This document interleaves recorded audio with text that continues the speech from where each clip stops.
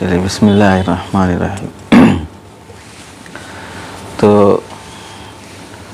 जमात सुवम में क़ुदूरी जो किताब हमको पढ़ना है उसका ताल्लुक़ है फ़न्ने फ़िक़ह से। जैसे इससे पहले भी अभी बात आई कि मुख्तलिफ़ किताबें हम जो पढ़ते हैं, बाज़ फ़न्ने नहव से मुताल्लिक़ हैं, फ़न्ने सर्फ़ से मुताल्लिक़ हैं और सीरत से मुताल्लिक़ भी किताब पढ़े आप लोग, तारीख़ से मुताल्लिक़ किताब भी पढ़े। तो मुख्तलिफ़ फ़नून हैं, उनमें से हर फ़न से मुताल्लिक़ किताबें हैं। तो क़ुदूरी जो किताब पढ़ाई जाती है वो फ़न्ने फ़िक़ह से मुताल्लिक़ है। आज के सबक़ में जो तमहीदी गुफ्तगू है वह है फ़िक़ह के मबादियात से मुताल्लिक़ बात, और उसमें 6 बातें आज ज़िक्र की जाएंगी। पहली बात है फ़िक़ह की तारीफ़, दूसरी बात है फ़िक़ह का मौज़ू, तीसरी बात है फ़िक़ह के माख़िज़। माख़ज़ की जमा है माख़िज़। माख़िज़ किसे बोलते हैं? फ़िक़ह में जो मसाइल ज़िक्र किए जा रहे हैं वो मसाइल कहाँ से लिए गए, यानी उसकी दलील क्या है और दलील की किताबें क्या हैं, उसे बोलते हैं माख़िज़। जैसे कोई भी सामान कंपनी बनती है तो उसका प्रोडक्ट कहाँ से है और कौन सी कंपनी से वो चीज़ बनी है, कहाँ से बन के आई है। वैसे ये मसला कहाँ से बन के आया है? कुरान से बना, हदीस से बना, उम्मत के इजमा से बना, ये होता है माख़ज़। असल में लुग़वी एतबार से देखा जाए तो अख़ज़ा या खुज़ु माने लेना, पकड़ना। माख़ज़ इसमें ज़र्फ़ है, लेने की जगह। फ़िक़ह का माख़ज़ यानी फ़िक़ह लेने की जगह, मसाइल मुस्तंबत करने, हासिल करने की जगह। ये तीसरी बात हो गई। चौथी बात है फ़िक़ह के अहम अबवाब। पाँचवीं बात है शरीयत और फ़िक़ह में फ़र्क़। छठी बात है मकातिब फ़िक़ह। मकातिब फ़िक़ह का मतलब होता है फ़िक़ही लिहाज से कितने मकतब फ़िक्र बने हैं, कितने मसालिक बने हैं, उसे बोलते हैं मकातिब फ़िक़ह। तो पहली चीज़ क्या थी आज की 6 बातों में से? फ़िक़ह की तारीफ़। लुग़वी एतबार से फ़िक़ह किसी चीज़ को खोलना, किसी चीज़ को वाज़ेह करना, गहरा फ़हम हासिल करना, ये माने हैं फ़िक़ह के। फ़क़ुहा उलमाए फ़िक़ह, उलमाए लुग़त जो फ़िक़ह का माना जो लिखते हैं, फ़िक़ह का जो लफ्ज़ है दरअसल फ़ा क़ाफ़ हमज़ा, फ़ा क़ाफ़ हमज़ा, फ़क़ुआ से बना है। उसके माने आते हैं अशिया की गहराई, अंदरून, बातिन तक पहुँचने का रास्ता, अंदरून तक पहुँचने का रास्ता। इसी लिहाज से दिल में अगर कोई चीज़ बसीरत के दर्जे को पहुँच जाती है, यानी किसी चीज़ के सही होने, किसी चीज़ के गलत होने में दिल 100% गवाही देता है, मुतमईन हो जाता है, तो फिर गोया के वो आदमी उस मामले में फ़क़ीह बन गया। जैसे मसले मसाइल बयान करने में फ़क़ीह कहलाते हैं कि उसको मसाइल का इल्म और मसाइल के दलाइल, नए मसाइल को मुस्तंबत करने के सिलसिले में गहरी सलाहियत है। वैसे ही दूसरी चीज़ों में भी, मसलन एक आदमी के अंदर गुस्सा है, एक आदमी के अंदर बुख़्ल और कंजूसी है, नीयतें ख़राब हैं, तो नफ्स की जो बुराइयां हैं, गंदगियां हैं, उसको समझना और उसका इलाज करना। आम तौर से जिसे हम शेख, मुर्शिद, पीर साहब जिसे बोलते हैं, तो नफ्स की बुराइयों को समझ के उसका इलाज करने वाले को भी फ़क़ीहुन नफ्स, ऐसे फ़क़ीहुल अस्र होता है, ज़माने में मसाइल की गहराई रखने वाला शख्स फ़क़ीहुल अस्र, तो फ़क़ीहुन नफ्स, समझ रहे? तो लुग़वी लिहाज से दिल में किसी भी चीज़ की बसीरत पैदा हो जाना, अशिया की हकीकत का रास्ता मिल जाना, अशिया की हकीकत का रास्ता मिल जाना और उसका फ़हम हासिल हो जाना। तो इस लिहाज से लुग़त में फ़िक़्ह इसको बोलते हैं। तो अब इस तारीफ़ के लिहाज से गौर करो कि फ़िक़्ह सिर्फ़ शरई अहकामात के इल्म का नाम नहीं है। शरई अहकामात के यानी आप मसाइल जान लिए, वज़ू में 4 फ़र्ज़ें हैं, नमाज में इतने फ़राइज़ हैं, इतने वाजिबात हैं, सिर्फ़ अहकाम के इल्म का नाम फ़िक़्ह नहीं है, बल्कि शरई अहकाम की गहराई और बातिन के इल्म का नाम फ़िक़्ह है। क्योंकि फ़िक़्ह की तारीफ़ में गहराई तक पहुँचना, गहराई का फ़हम हासिल करना, तो ये मतलब हुआ तो सिर्फ़ आप समर क्लास में पढ़ा रहे बहुत से मसाइल को, तो सिर्फ वो मसाइल पढ़ लेके आदमी फ़क़ीह बन जाता क्या? 40 रोज़ा कोर्स में समर क्लासेस में बहुत से दिनियात के भी मसाइल पढ़ लिए तो उससे भी आदमी फ़क़ीह हो गया। फिर तो मसाइल का इल्म महज आदमी को फ़क़ीह नहीं बनाता है, बल्कि उस इल्म की शरई अहकाम की गहराई उसे क्या करती है? फ़क़ीह बनाती है।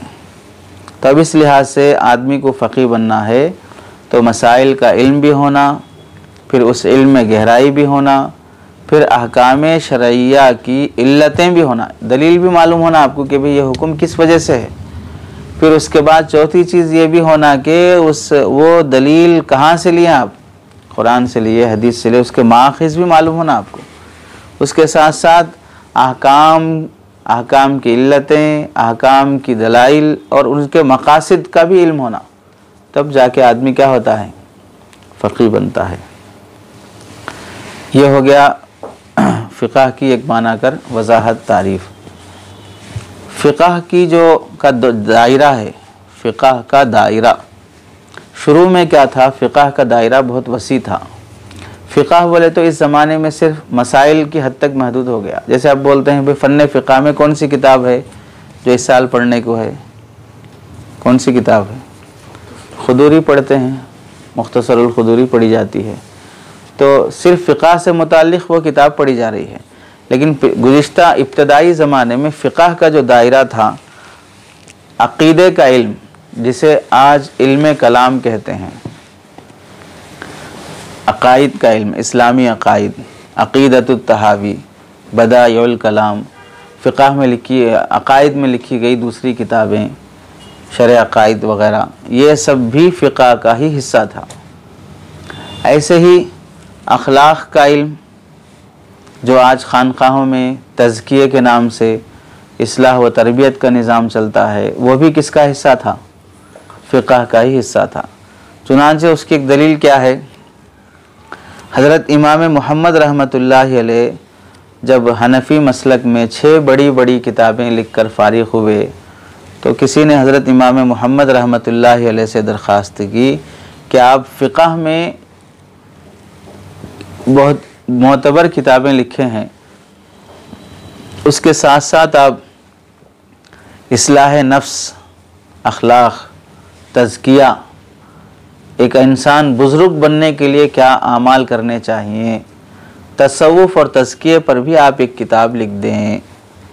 तो इमाम मोहम्मद रहमतुल्लाहि अलैह ने फरमाया, मैंने किताबुल बुयू, बिज़नेस के मसाइल की जो किताब लिखी है वो तज़किया और तसव्वुफ़ के बारे में है कि किसी भी मुसलमान का मामला अगर शरीयत के उसूल के मुताबिक हो गया,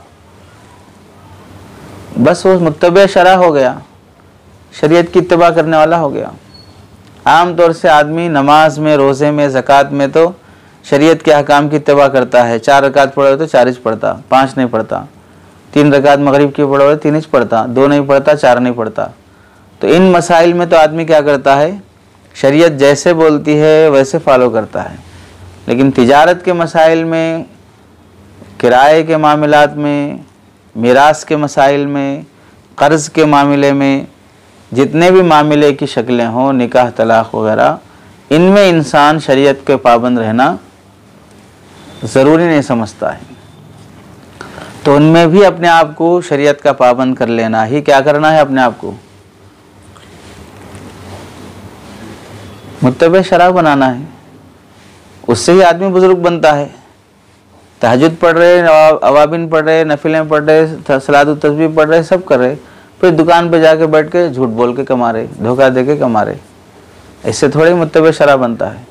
तो फ़िक़्ह का दायरा पहले आम था, जिसमें आदमी अक़ीदे का भी इल्म यहीं से सीखता था और तज़किये का इल्म भी यहीं से सीखता था। फ़िक़्ह में वो सब सारे मसाइल बयान किए जाते थे।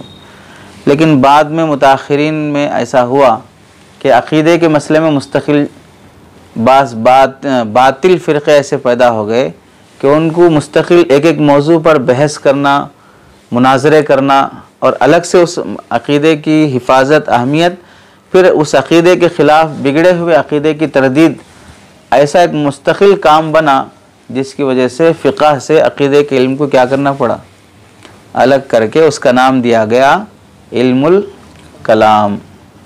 उसका नाम दिया गया इल्मुल कलाम। वैसे अखलाक और तसव्वुफ़ के इल्म को भी अलग कर दिया गया। तो फ़िक़्ह की अब तारीफ़ क्या होगी? अब फ़िक़्ह की तारीफ़ है इल्मुम बिल मसाइल शरइय्यतिल अमलिय्यति अल मुक्तसबति मिन अदिल्लतिहा तफ़सीलिया।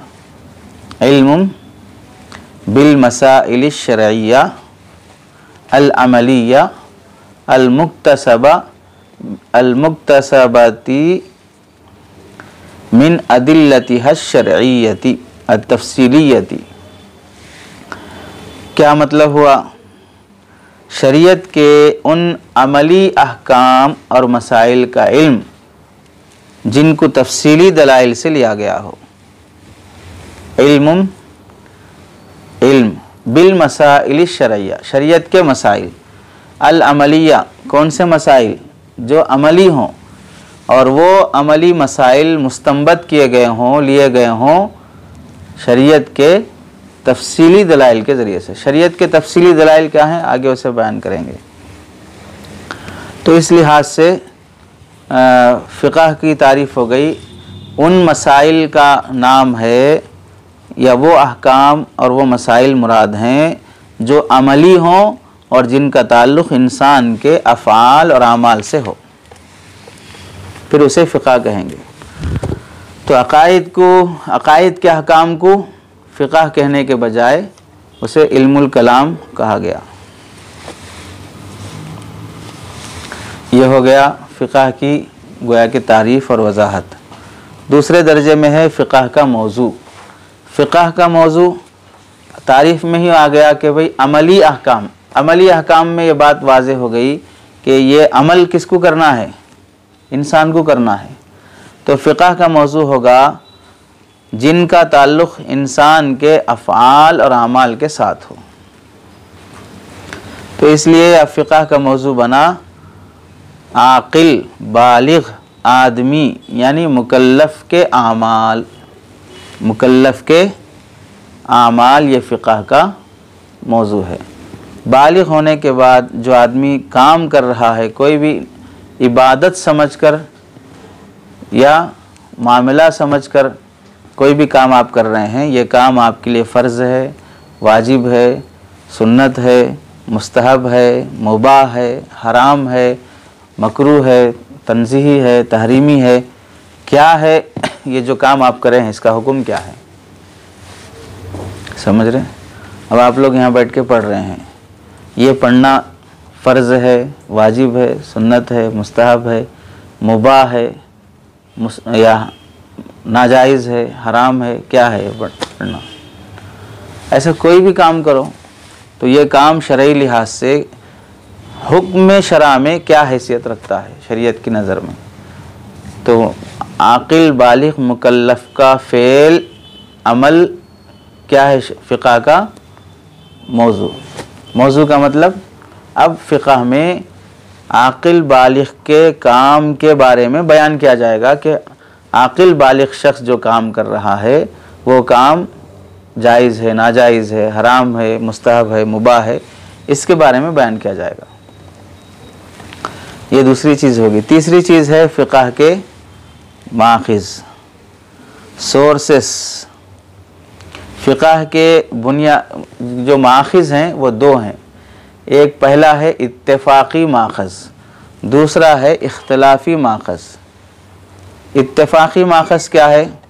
कुरान, हदीस, इजमा, क़ियास, ये 4 इत्तेफ़ाक़ी माखज़ हैं। और इत्तेफ़ाक़ी माखज़ का मतलब है कि जो मसालिक हैं और मसालिक मोतबर हैं, माने जाते हैं पूरी दुनिया में, उन तमाम मोतबर मसालिक में ये चारों माखज़ मुत्तफ़क़ हैं। हर मसलक वाले इन 4 माखज़ से मसाइल मुस्तंबत करते हैं। क्या क्या है वो माखज़? इजमा, क़ियास। और दूसरा माखज़ है इख्तिलाफ़ी माखज़, यानी उससे मसाइल लेने नहीं लेने के सिलसिले में आपस में फ़ुक़हा का इख्तिलाफ़ है। जैसे इख्तिलाफ़ी माखज़ में से पिछली शरीयतों में कोई हुक्म था, पिछले नबियों के कोई वाक़यात थे, उससे हम कोई मसला मुस्तंबत कर सकते हैं या नहीं कर सकते। अक़वाल सहाबा हमारे लिए दलील हैं या नहीं है। इस्तिहसान हमारे लिए दलील है या नहीं है। इस्तिस्हाब हमारे लिए दलील है या नहीं है। मसालिह, सद्द ज़राया, उर्फ़ आम वग़ैरह, ये माखज़ होने में इख्तिलाफ़ है। अब इनमें से हर एक की तारीफ़ है।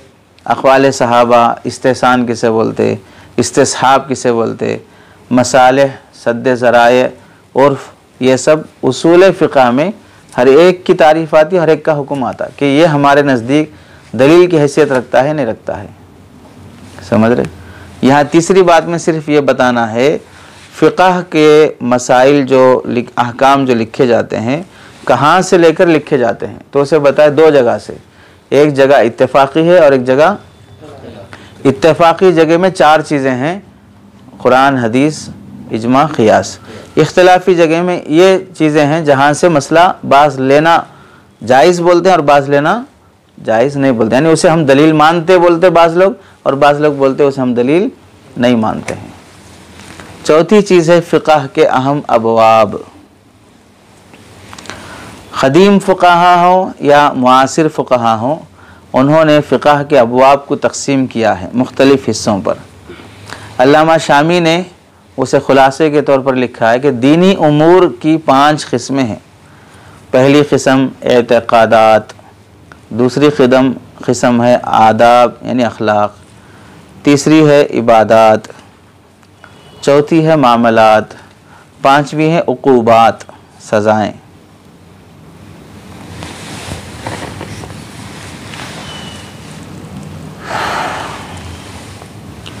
और अल्लामा शामी जहाँ पर ये ज़िक्र किए हैं उसमें ये भी वजाहत किए हैं कि इनमें से जो शुरू के 2 हैं, यानी एतक़ादात और आदाब, अखलाक जो हैं, इसका ताल्लुक़ फ़िक़ह से नहीं है। तो क्या मतलब हुआ? एतक़ादात को ही हम शुरू में क्या बोल दिए? इल्म कलाम में से है। और आदाब अखलाक को किस में से कर दिए? तसव्वुफ़ तज़किये में से कर दिए। तो उसका ताल्लुक़ फ़िक़ह से नहीं हुआ। तो बाकी कितने बचे हैं? इबादात, मामलात, उक़ूबात, ये 3 बचे हैं। तो ये 3 किस में से हो गए? फ़िक़ह के अबवाब में से हो गए। तो अब देखो, अब 3 किस्म के उमूर हो गए। इबादात कितने हैं? नमाज, रोज़ा, ज़कात, हज। 5वें दर्जे में फ़ुक़हा के नज़दीक जिहाद भी फ़र्ज़ दर्जे की इबादत है इनके बाद। तो ये 5 हो गए। मुआमलात दूसरे दर्जे में है, इसके भी 5 हिस्से हैं। मुआवज़ात मालिया, ऐसा मामला जिसके इवज़ में क्या रहता है? दूसरी जहत से माल रहता है। जैसे बिज़नेस करते, एक तरफ से चीज़ रहती, दूसरी तरफ से पैसा रहता, तो मुआवज़ात मालिया, ये पहली किस्म है मामलात की। दूसरी किस्म है मुनाकहात, निकाह, तलाक़, रिज़ात, हिज़ानत वग़ैरह। तीसरी चीज़ है मुखासमात, झगड़े, उसके अदालत, फ़ैसले, मुक़द्दमा। चौथी चीज़ है अमानात।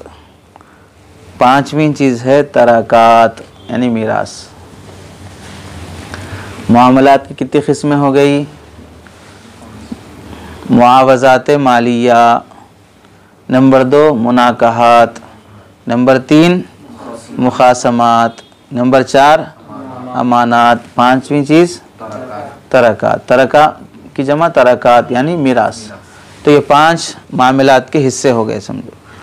तीसरी चीज़ हो गई दीन के अहम अबवाब, जो 5 हिस्सों में दीनी उमूर को तकसीम किए थे, उसमें से जो वहाँ 5वीं थी यहाँ पर क्या हो गई, तीसरे नंबर पे आ गए ना, उक़ूबात यानी सज़ाएँ। उक़ूबात सज़ाएँ, सज़ाएँ भी 5 तरह की हैं। क़िसास, क़त्ल अमद के बदले क़त्ल करना, जानबूझकर क़त्ल करने के सज़ा में क़त्ल करना, ये क़िसास पहले दर्जे में। दूसरे दर्जे में है ज़िना की सज़ा, ज़िना की हद। दूसरे दर्जे में है चोरी की हद, तो हद ज़िना है, हद सरिक़ा है। चौथे दर्जे में हद क़ज़फ़, हद क़ज़फ़ यानी किसी को पाक दामन औरत को तोहमत लगाने की सज़ा। और 5वें दर्जे में हद ख़मर, शराब पीने की सज़ा। ये 5 तरह के उक़ूबात हो गए। तो ये बुनियादी तौर पे फ़िक़ह के जो अबवाब हैं, अबवाब को दीनी उमूर में तकसीम किए अल्लामा शामी ने। दीनी उमूर के 5 हिस्से करे, 5 हिस्सों में से 2 को मामलात में शामिल नहीं करे, फ़िक़ह के अबवाब में शामिल नहीं करे, 3 को फ़िक़ह के अबवाब में शामिल करे। 3 कौन कौन से हैं? इबादत 5 तरह के हैं, मामलात भी 5 तरह के हैं, उक़ूबात भी 5 तरह के हैं। अलबत्ता मौजूदा ज़माने के जो फ़ुक़हा हैं वो फ़िक़ही अबवाब को 6 हिस्सों में तकसीम करते हैं। फ़िक़ही अबवाब को पहला हिस्सा है इबादात, दूसरा है अहवाल शख़सिया, तीसरा है मामलात, चौथा है उक़ूबात, 5वां है मुराफ़ात, 6वां है सियर व मगाज़ी। 6वां है इबादात, अहवाल शख़सिया, मामलात, उक़ूबात, मुराफ़ात, सियर व मगाज़ी। ये 6 हिस्से हो गए फ़िक़ह के। अब इबादात पहला हिस्सा है। फ़िक़ही अबवाब में से पहला बाब कौन सा है? इबादात का है। इबादात किसे कहते हैं? अलग से लिखो। फ़िक़ह के वो अहकाम जिनकी अदायगी से बंदे का असल मकसद सवाब और अल्लाह का तक़र्रुब हासिल करना है। फ़िक़ह के वो अहकाम जिनकी अदायगी से बंदे का असल मकसद सवाब और अल्लाह का तक़र्रुब हासिल करना है, उसे इबादत कहते हैं। जैसे नमाज, रोज़ा, ज़कात, हज वग़ैरह, इन सब से मकसद बंदे का ये है कि सवाब मिलता, नमाज पढ़े तो अल्लाह राज़ी होते। फ़िक़ही अबवाब में से दूसरा है अहवाल शख़सिया।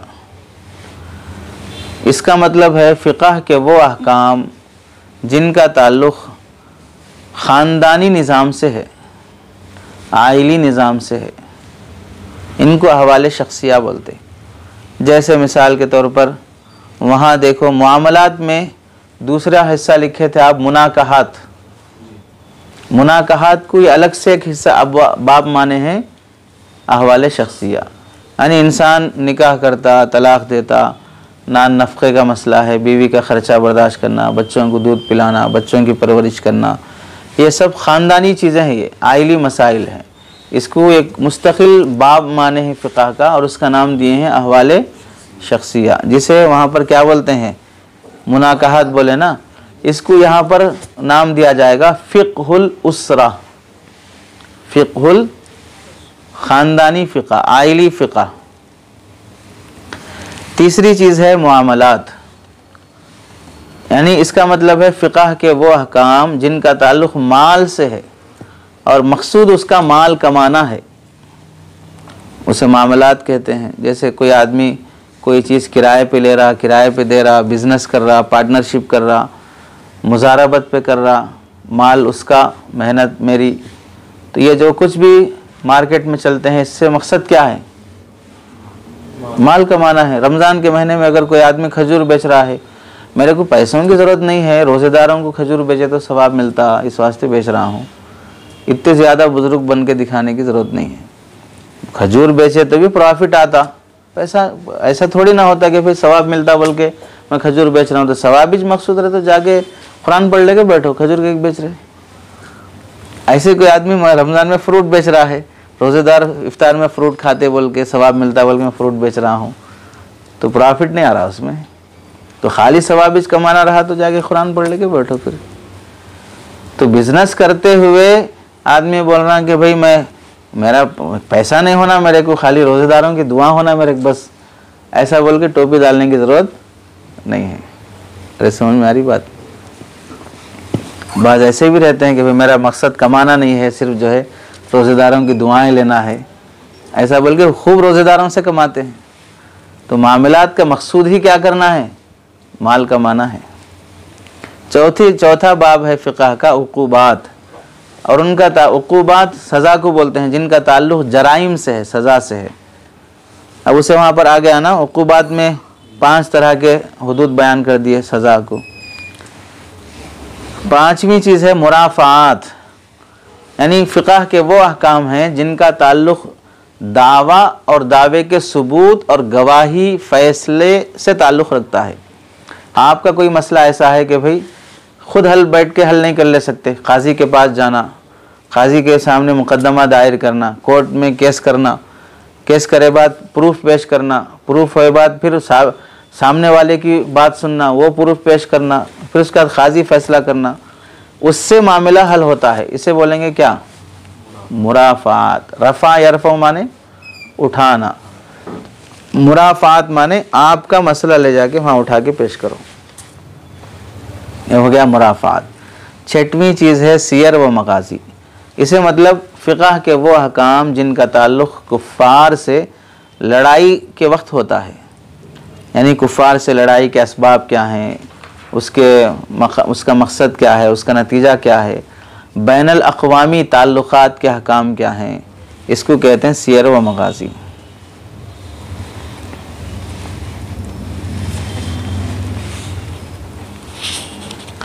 ये हो गए फ़िक़ह के अबवाब।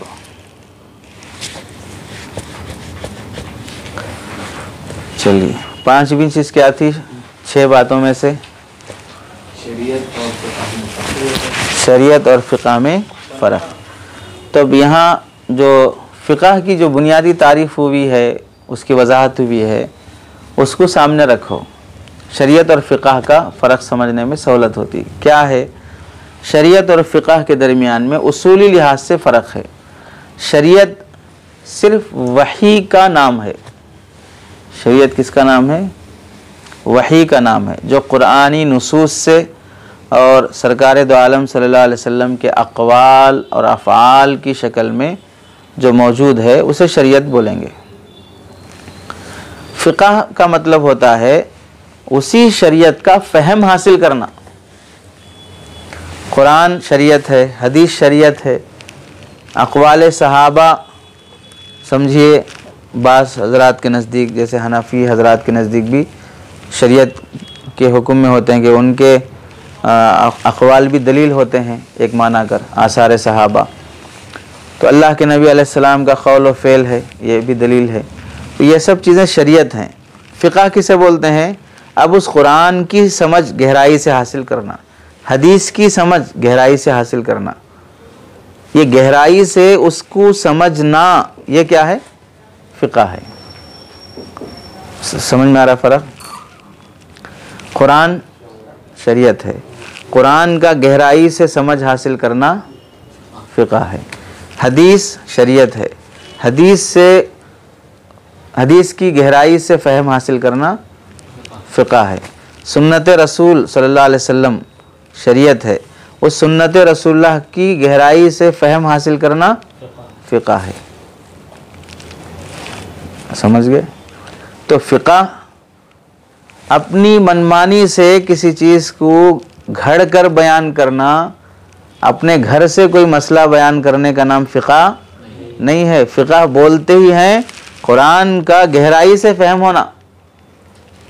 हदीस और सुन्नत का गहराई से फहम होना, यानी उसे समझना वैसा आप कि कुरान में क्या बोला जा रहा है, हदीस में क्या बोला जा रहा है, इसकी समझ को जब फ़िक़ा बोलते हैं तो अब शरीयत और फ़िक़ा बज़ाहिर दोनों अलग अलग चीज़ें हैं। ये कुरान शरीयत है, कुरान का फ़हम फ़िक़ा है, लेकिन फ़िक़ा शरीयत से कभी जुदा नहीं हो सकती। ऐसा हरगिज़ नहीं हो सकता कि ये तो फ़िक़ा है, फ़ुक़हा अपने अपने एतबार से अपने हिसाब से बोले सो हैं। अपने फ़हम में फ़र्क होता है कि भाई कुरान को मैं भी समझा, कुरान को और कोई भी समझा, कुरान को इमाम अबू हनीफ़ा भी समझे, कुरान को इमाम शाफ़ई भी समझे, कुरान को इमाम मालिक भी समझे, कुरान को इमाम अहमद बिन हम्बल भी समझे। ये सारे फ़ुक़हा कुरान को समझे, लेकिन समझने में फ़र्क हो सकता है। आपकी समझ अलग हो, आपकी समझ अलग हो। बिल्कुल ये फ़र्क समझ का सहाबा में भी था। किसी सहाबी को कुरान का जो फ़हम हासिल है दूसरे सहाबी को हासिल नहीं है, और एक सहाबी को जो कुरान का फ़हम हासिल है और दूसरे को हासिल नहीं है। तो सहाबा कुरान के फ़हम में दर्जा बंदी के लिहाज से फ़र्क रखते थे, तो बाद वालों में भी वो बात रहती है। तो वो फ़हम का फ़र्क होने की वजह से फ़िक़ह के मसालिक में फ़र्क पैदा होता। बाकी है वो शरीयत का फ़हम। नहीं समझ में आ रहा?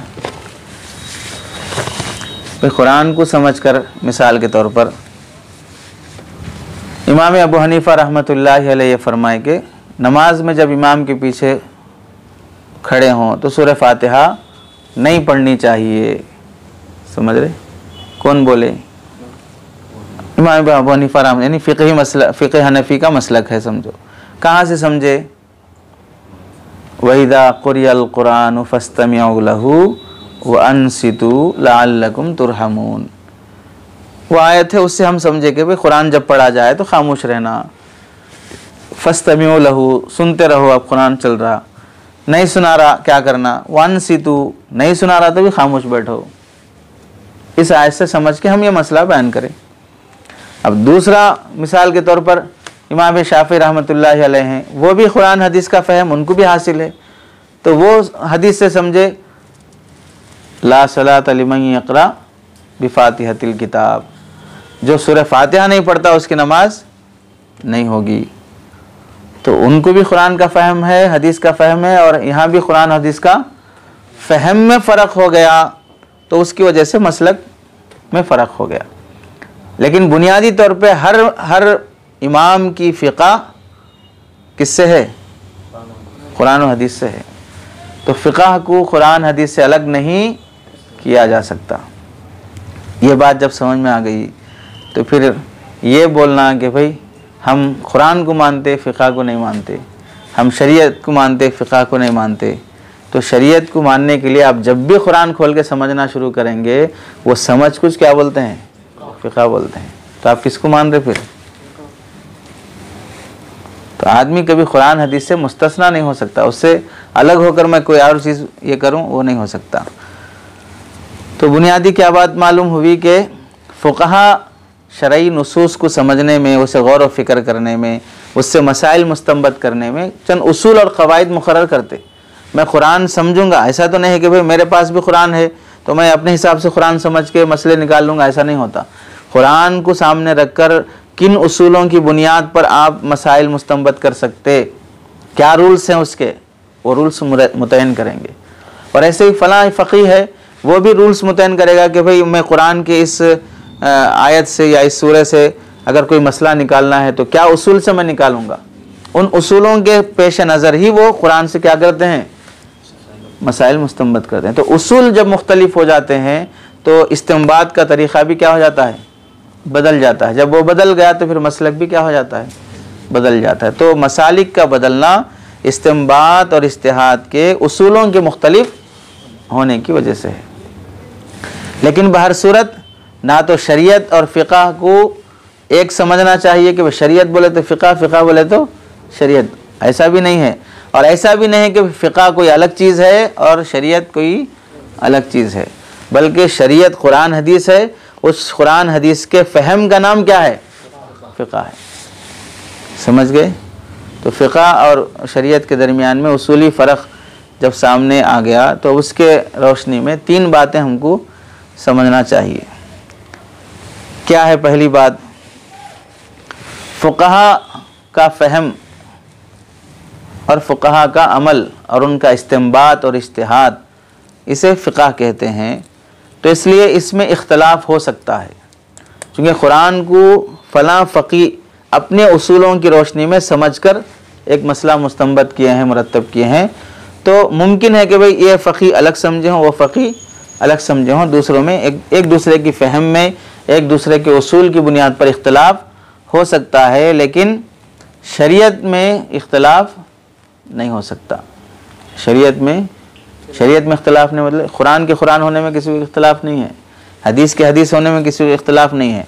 उस कुरान के फ़हम से जो मसला मुस्तंबत किया गया उससे इख्तलाफ हो सकता है, क्योंकि इस्तिंबात में उसूल दोनों के क्या थे, अलग थे। अलग होने के बावजूद भी वो मसला भी जो मुस्तंबत हुआ वो भी कुरान से हुआ, ये फ़क़ी जो मसला मुस्तंबत किए ये भी किससे किए हैं। तो हनफी फ़िक़ा भी कुरान से मुस्तंबत है, शाफ़ी फ़िक़ा भी कुरान हदीस से मुस्तंबत है। समझ रहे? एक बात तो ये होगी। दूसरी बात ये होगी, नुसूस यानी कुरान हदीस से साबित होने वाले जो अहकाम होते हैं, जो अहकाम साफ साफ रहते कुरान में, सरी तौर पर आयत उस हुक्म को ही बयान कर रही है, तो कुरान के सरी अहकाम में किसी फ़क़ी का इख्तलाफ नहीं होता। सरी अहकाम में किसी का इख्तलाफ नहीं होता है, और वो हुक्म जो भी साबित होता है वो हमेशा के लिए रहता है। फ़िक़ह से, इस्तिंबात और इज्तिहाद से जो मसाइल मुरतब किए जाते हैं उसमें हो सकता है कि इख्तलाफ हो, और फिर उसमें हो सकता है कि दायमी भी ना हो, बदल भी सकते हैं। क़ियास और इज्तिहाद की जो बुनियाद और दलील है, वो वजह है, वो बदल गई तो फिर हुक्म भी बदल सकता है। जैसे उसकी मिसाल, वज़ू में 4 फ़राइज़ हैं, कहाँ से लिए? कुरान से लिए हैं। समझ रहे? वइज़ा क़ुमतुम इलस्सलाह, 4 फ़राइज़ हैं, बल्कि कुरान से लिए। कब से लिए? जब से कुरान उतरा, जब से लिया। कब तक रहते हैं 4 फ़राइज़? जब तक दुनिया है तब तक रहते नहीं। 1400 साल पहले 4 फ़राइज़ थे, अब टेक्नोलॉजी बढ़ गई, अब 8 फ़राइज़ कर लेंगे, ऐसा नहीं होता। सरी हुक्म जो कुरान का रहता है उसमें कभी इख्तलाफ नहीं होता।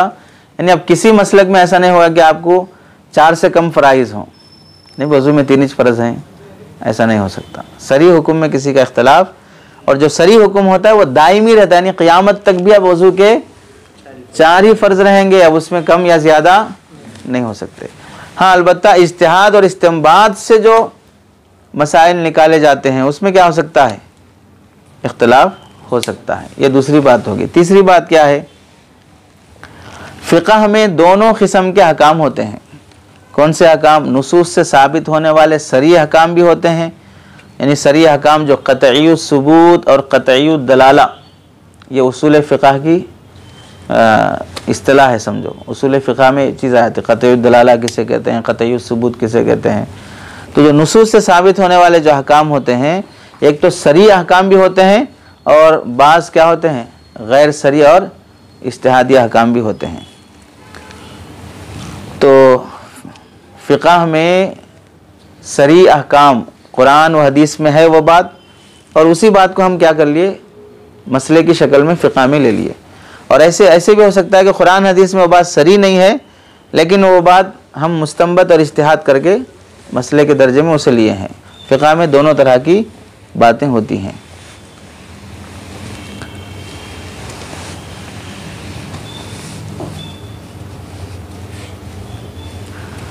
तो फ़िक़ह में जो दोनों तरह की बातें होती हैं, सरी अहकाम भी होते और इख्तिलाफ़ी अहकाम भी होते हैं, और गैर सरी अहकाम भी होते, सरी अहकाम भी होते। जो गैर सरी अहकाम होते हैं ना, गैर सरी अहकाम में इख्तिलाफ होता फ़ुक़हा का। जो फ़िक़ह के जो सरी अहकाम हैं उनमें इख्तिलाफ नहीं होता, चूँकि जो सरी अहकाम होते हैं वो सरी नुसूस से साबित हुए रहते हैं, और सरी नुसूस से साबित हुए अहकाम में किसी फ़क़ी का इख्तिलाफ नहीं होता है। ये हो गई 5वीं चीज़। आखिरी चीज़ है मकातिब फ़िक़ह। फ़िक़ह के सिलसिले में कितने मसलक बने हैं, तो मुख्तलिफ़ मकातिब फ़िक़ह वजूद में आए। 1400 साल से। और बाज़ ऐसे भी रहे कि वक्त गुज़रते गुज़रते वो मकतब फ़िक्र ख़त्म हो गया, वो मसलक ख़त्म हो गया, वो उनके कोई मानने वाले नहीं रहे, कोई उन पर मेहनत और इज्तिहाद का सिलसिला बाकी नहीं रहा। बाज़ ऐसे रहे कि अब तक भी चल रहे हैं और क़यामत तक कितने चलेंगे, कितने ख़त्म हो जाएंगे नहीं मालूम। फ़िलवक्त जो अहले तहक़ीक़ लिखते हैं कि फ़िलवक्त दुनिया में 8 मकातिब फ़िक़ह चल रहे हैं। 4 तो सबको मालूम ही है ना, 8 मसालिक फ़िक़ह चल रहे हैं और बाकायदा वो मुदव्वन हैं, उनकी किताबें हैं, उनके दारुल इफ्ता हैं, उनके मसलक के उलमा हैं और उनके मदारिस भी हैं। नंबर 1 फ़िक़ह हनफ़ी। फ़िक़ह हनफ़ी के जो इमाम हैं कौन हैं? नौमान इब्न साबित जिनका नाम है। फ़िक़ह शाफ़ई दूसरे नंबर पर, इसके बानी इमाम कौन हैं? मोहम्मद बिन इदरीस अश-शाफ़ई। तीसरे हैं फ़िक़ह मालिकी, इसके इमाम हैं इमाम मालिक बिन अनस। चौथा है फ़िक़ह हम्बली, इसके बानी हैं इमाम अहमद बिन हम्बल रहमहुल्लाह।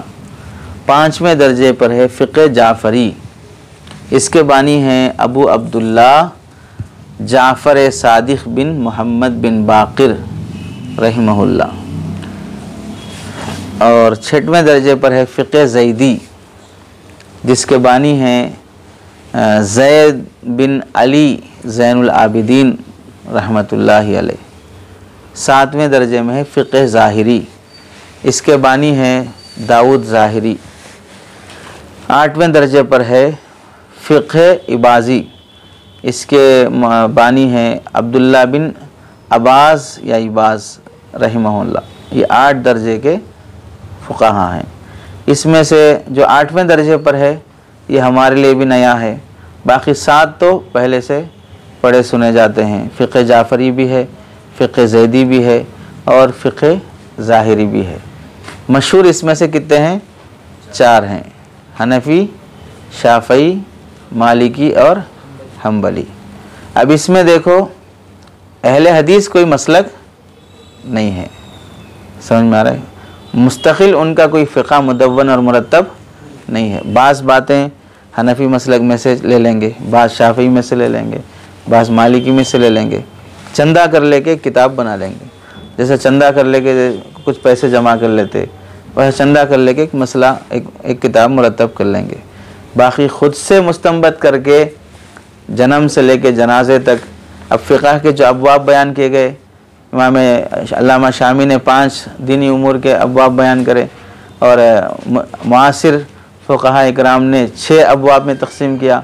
इन 6 अबवाब के तमाम अहकाम मुरत्तब शक्ल में उन्हीं के मुस्तंबत किए हुए, उन्हीं के कुरान हदीस के रोशनी में लिखे उलमा के मिल जाएं, ऐसा मुमकिन नहीं है। उसमें से 80% फ़िक़ह हनफ़ी की दैन होगी और कुछ इमाम शाफ़ई की खैरात होगी। इधर उधर के सदक़े खैरात से चलते हैं, समझ रहे? तो 6 बातें बुनियादी थी। फ़िक़ह की तारीफ़, फ़िक़ह का मौज़ू, फ़िक़ह की माख़िज़, फिर फ़िक़ह के अबवाब, फ़िक़ह और शरीयत में फ़र्क़ और मकातिब फ़िक़ह। समझ गए? चलिए बस।